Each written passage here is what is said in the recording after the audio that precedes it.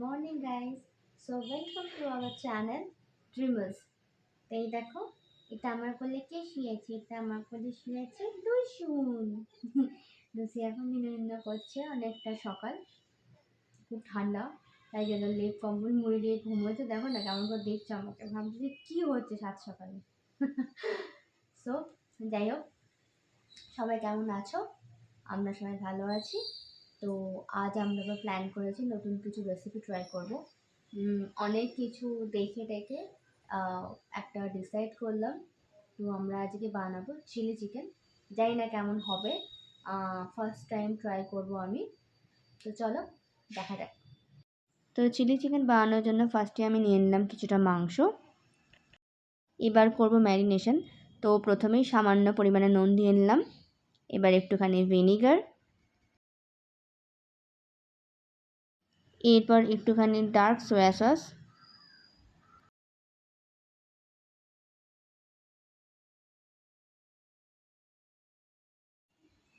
এরপর black pepper দিয়ে নিচ্ছি,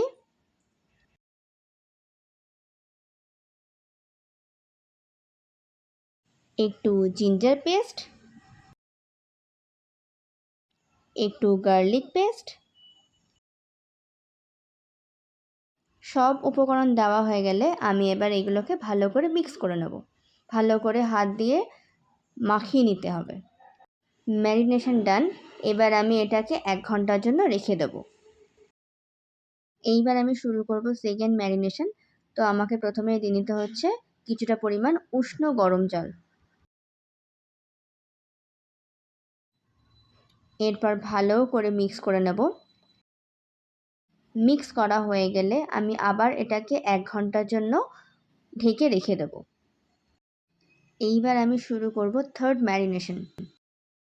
থার্ড ম্যারিনেশনের আগে আবার একটুখানি মাংসগুলোকে হাত দিয়ে ভালো করে মশলার সাথে মিশিয়ে নিলাম।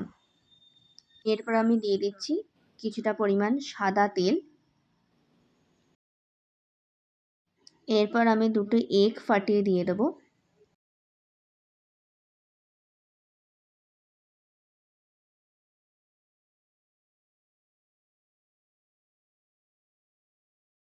অ্যান্ড সেটাকে আবার ভালো করে হাত দিয়ে মিক্স করে নেব।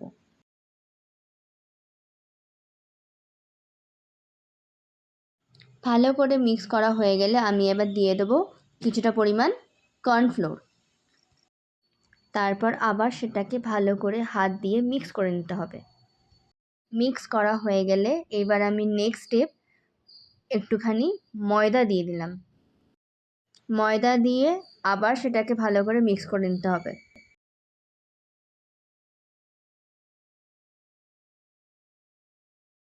আমার থার্ড ম্যারিনেশন ডান। এবার আমি আবার এটাকে 1 ঘন্টার জন্য ঢেকে রেখে দেবো। নেক্সট স্টেপ, আমি একটা বোলের মধ্যে কিছুটা পরিমাণ নর্মাল জল নিয়ে নিচ্ছি। দেখো আমি পুরো বোল ভরে জল নিয়ে নিয়েছি। এবার আমি মিশিয়ে দেবো কিছুটা পরিমাণ cornflour.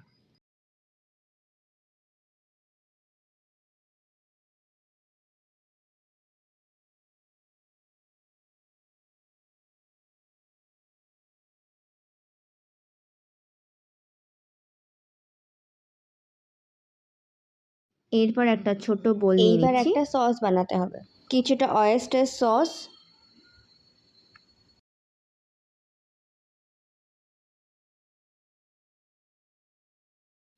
Green chilli sauce,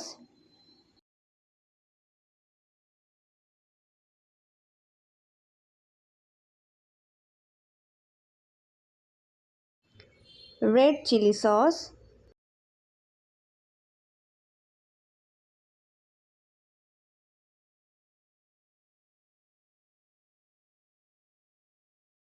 and সবশেষে ডার্ক সোয়া সস।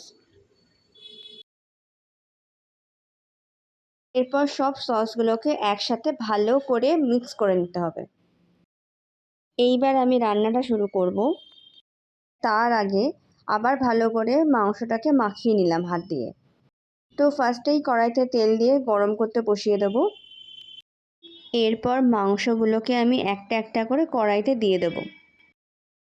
একটু ফাঁকা ফাঁকা করে দেব যাতে একটার সাথে আরেকটা মাংস না লেগে যায়। খুব বেশিক্ষণ মাংসগুলোকে ভাজা যাবে না, মাংসের দুপাশ অল্প করে ভেজে নিতে হবে তাড়াতাড়ি। দুপাশ ভাজা হয়ে গেলেই আমি এবার এই মাংসগুলোকে তুলে নেব একটা বোলের মধ্যে।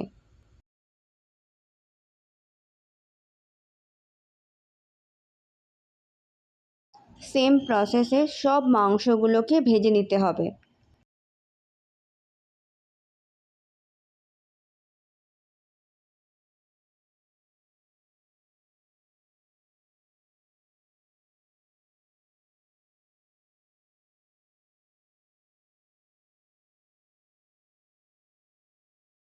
আমার সব মাংস ভাজা হয়ে গেছে।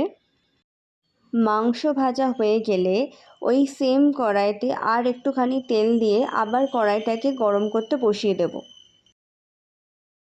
এরপর সব ভেজে রাখা মাংসগুলোকে একসাথে আমি কড়াইতে দিয়ে নেব। আর খুব ভালো করে এবার সমস্ত মাংসগুলোকে ভেজে নিতে হবে, যেমন করে আমি ভাজি। এই রকম করে ভাজার জন্য অ্যাকচুয়ালি মাংসের বাইরেটা খুব ক্রাঞ্চি আর ভেতরটা জুসি হয়েছিল। এরপর আমি নিয়ে নিচ্ছি কয়েকটা ভেজিটেবলস অ্যান্ড সেগুলোকে কেটে নেব। এইবার আমি গ্রেভি বানানো শুরু করছি।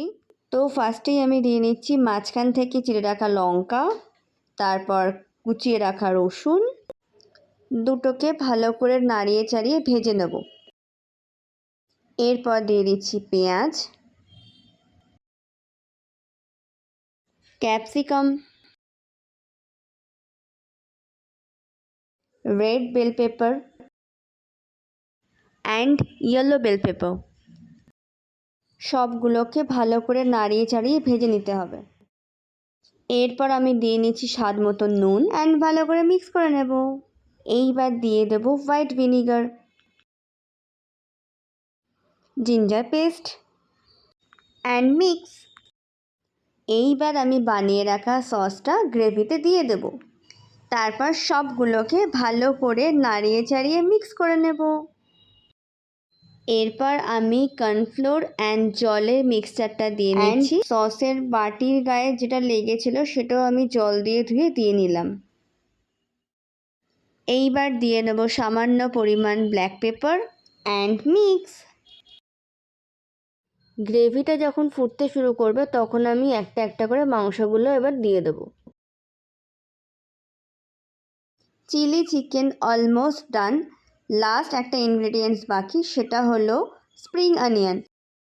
স্প্রিং অনিয়ন চপড করে দিয়ে নেব অ্যান্ড আমার চিলি চিকেন রেডি। সবাই জানিও কেমন দেখতে লাগছে। আমার তো দারুণ লেগেছে অ্যান্ড দারুণ টেস্টি হয়েছিল।